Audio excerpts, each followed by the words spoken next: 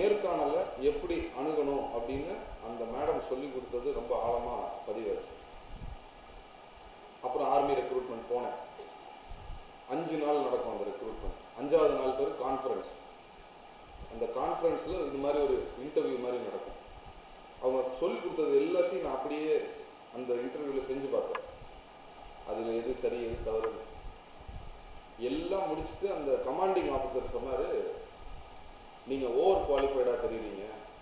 Indian ஆர்மிலேருந்து அந்த commanding officer இருக்கிறவர், அந்த இன்டர்வியூ நடத்தினவர், நீங்கள் ஓவர் குவாலிஃபைடாக தெரியுறீங்க. ஸோ இந்தியன் ஆர்மி வேண்டாம், நான் உங்களை ரிஜெக்ட் பண்ண போகிறேன், நிராகரிக்க போகிறேன், நீங்கள் போய் ஐபிஎஸ் படிங்க அப்படின்னாரு.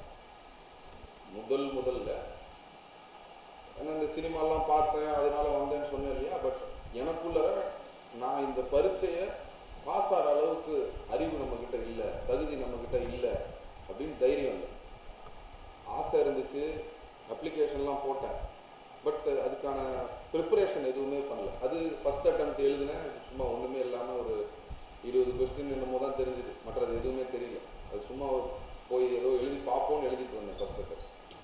இந்த ஆர்மி ஆஃபீஸர் இன்டர்வியூ அட்டென்ட் பண்ணி,